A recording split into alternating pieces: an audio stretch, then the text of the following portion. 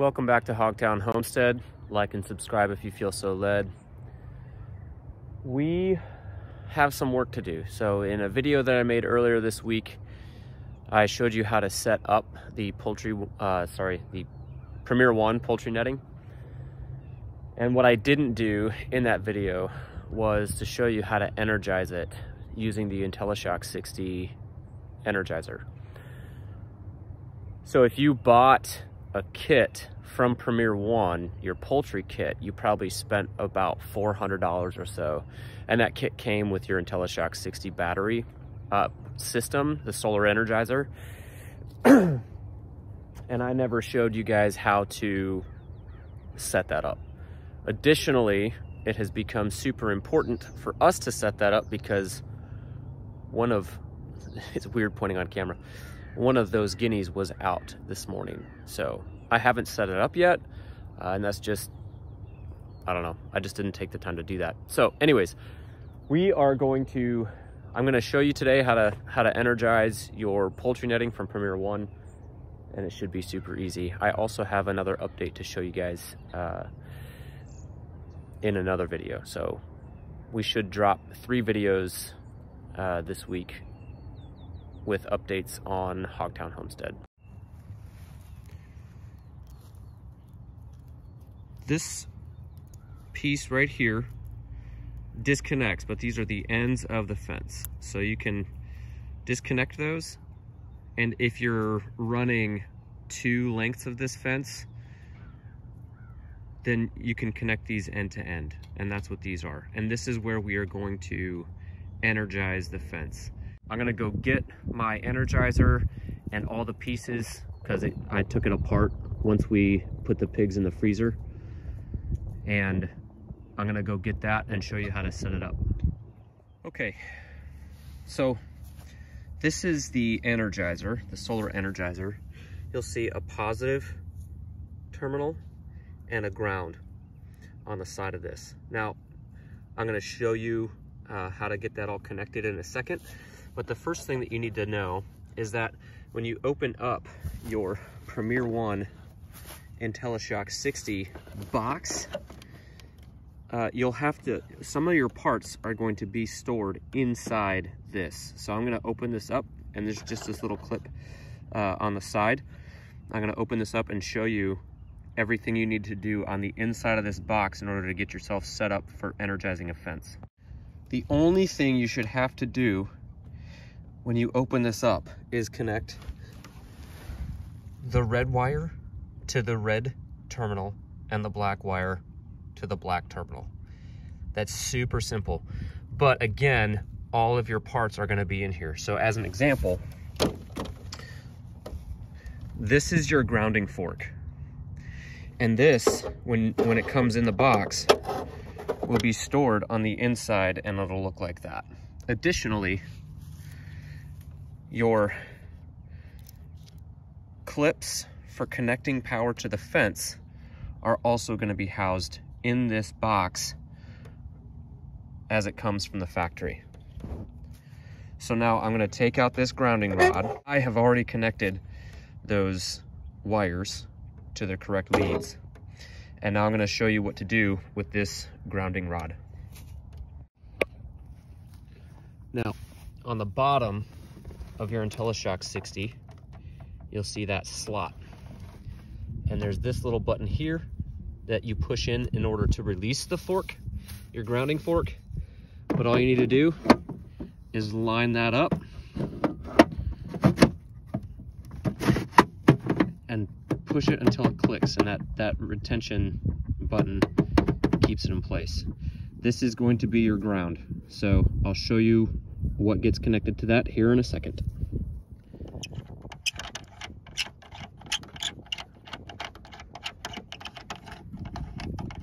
You don't have to unscrew these all the way, but I'm going to show you something that you can hopefully see.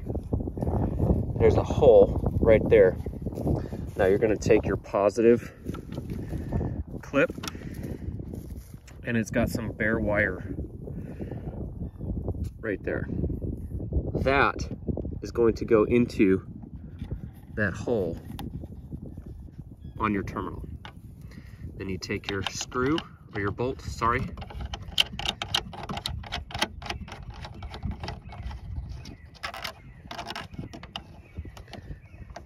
And you want to make sure that's good and tight. So give it a tug. Don't pull too hard because you can still pull it out of there. And then we're going to do the same thing with the ground, okay?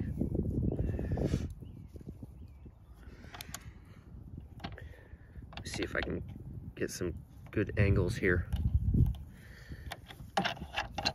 This is going to be easier if I just take this whole thing off.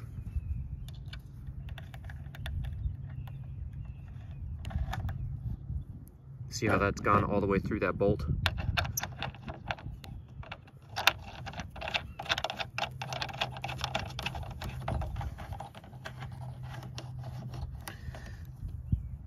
So now you have your ground connected, and you have your hot wire connected as well. So what you're going to do is you're going to clip your ground to your grounding fork. And I normally have this, so when I was moving pigs, I had it connected right at the top, because this is going to go obviously into the ground as far as you can get it. If you don't put it in far enough, you're not going to have a good ground, number one. Number two, on a windy day, if you don't have this in far enough, you can knock over, the wind can knock over your IntelliShock 60. Now, let's go through real quick before I set this up all the way. Let's go through real quick what should be in your kit. You'll see some extra parts for your fencing. If you got the poultry netting, you'll see some, actually even in the pig netting, we had some extra supports. So you'll have some black supports like I have right there. You'll also have some extra pieces for the top of your posts. You'll also have some extra wires. You'll have some of these extra support strings. So the support strings are the vertical ones, and these do not run hot at all. Only the horizontal lines will be electrified. So you should have some extra parts that look like this. You should have some extra wires. You'll have an extra white wire. You'll have an extra green wire. And then you'll also have an extra black wire. You should also, and that'll come in a little Ziploc bag. You should also have a digital tester, and you should have a power supply. Now the power supply, we actually had to use this winter. We had some really overcast days and a lot of rain, and our battery system started blinking red and green, which means that the battery power was critically low. And you'll see this light blink once you turn this on. So that's a button and also an indicator to let you know how your battery's doing. Now right here is where you would plug in to your power supply. And for about a month or more, we actually had to run power down to the creek bottom all the way down there so that we could keep the fence energized. Hopefully you won't have to do that with your, especially like during the summer months, you won't have to do that at all. In fact, we had those pigs behind the pig netting for from September until about January without running power to the system. So this system is very capable, but you just got to keep your eye on that indicator on the power button. So anyways, and I'll show you how to use the tester. You don't need me to explain that to you. So anyways, I'm gonna put this on the ground and then I'm gonna hook it up to the fence and we're gonna test it and see how we're doing. All right, I've got it as far in the ground as I can get it here. Hopefully that's okay. I might readjust that, but I'm just showing, this is for demonstration purposes only. Your solar panel should always face the south, always. And as the summer months get brighter and brighter, you might have to readjust the angle of this so that you're getting the most amount of sun possible. Again, this is for demonstration purposes. I'll make a determination later on whether or not I need to adjust the angle of our solar panel. But right now, I've got my ground connected to the grounding rod. And now I'm going to connect these connectors together, which you don't have to do, but I'm going to do that. And then I'm going to test the fence. So here we go. So your system should look something like this. I used a zip tie up top just to keep this more secure. Again, this doesn't need to be as strong as the pig netting, because it's only keeping in chickens and the odd guinea or two, which I've decided not to eat, by the way. I just really like hanging out with them. So anyways, I like their attitudes. So you should have your positive connected there and your system set up like that. And now we're gonna turn it on and you should hear it click. So this is only flashing green, which is good because it's been away from the sun for a long time. But now we're gonna test it. Now to use this tester, you have a ground here, and this is your positive lead. You're gonna take your ground out of the side of your tester. You're gonna take that and put it into the ground. Then you're gonna take your positive terminal, which is that brass peg there. So that's reading 4,600 volts on that second to bottom one. 5,300 volts.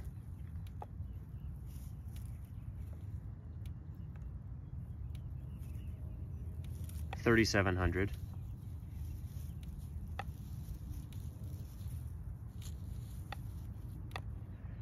And you want to test every single horizontal line.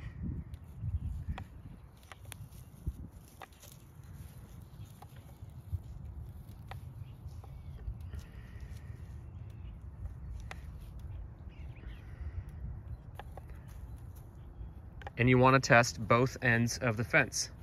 And since we have this end tested, now we're going to test this end. That's end to end.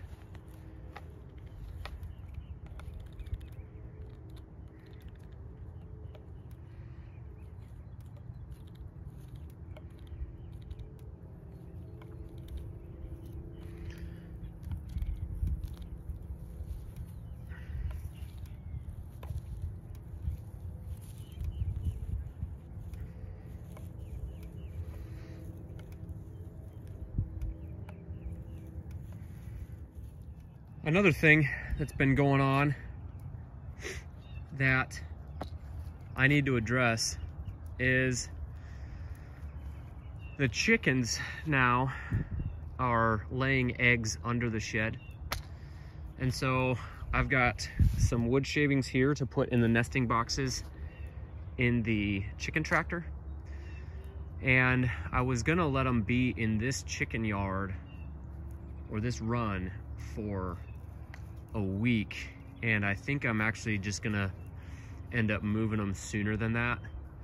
I want to get them away from that shed, and I want to get them in the habit of laying in the nesting boxes in the chicken tractor. So now I'm going to turn off the Energizer, and I'm going to go in there. That waterer needs to be filled. There's an egg under the shed that I need to get, and I need to put the wood shavings in the nesting boxes.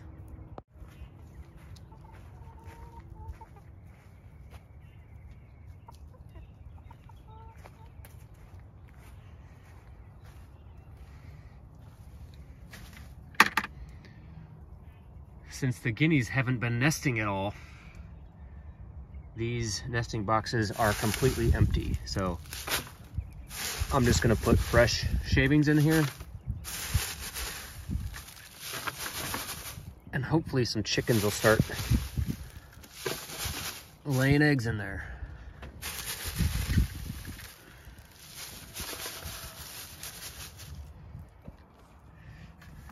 In some upcoming videos, we will be getting 50 meat chickens, I think in a week.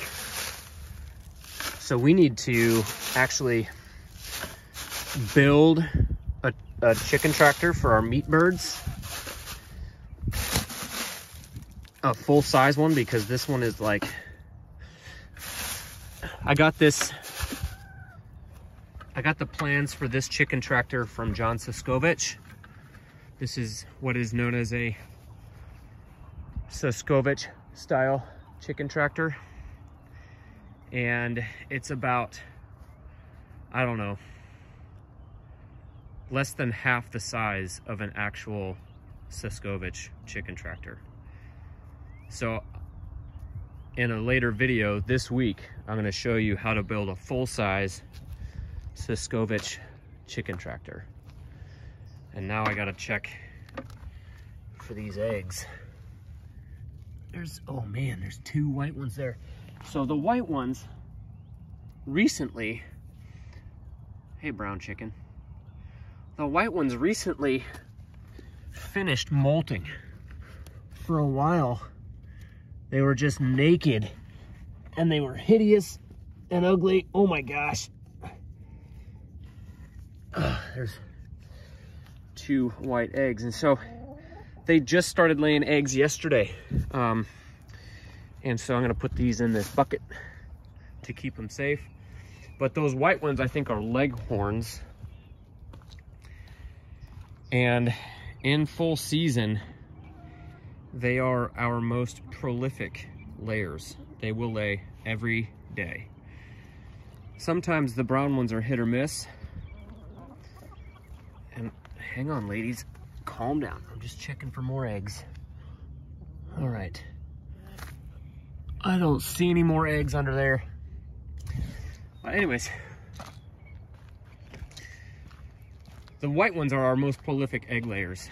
So I'm really glad to see that they're laying again, because we actually had to buy eggs this winter.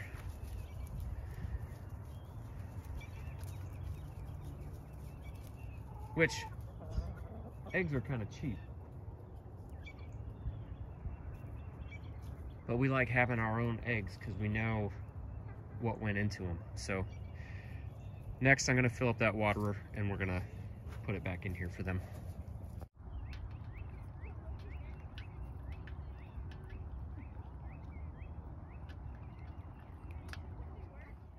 All right, folks, hopefully that was an educational video for you.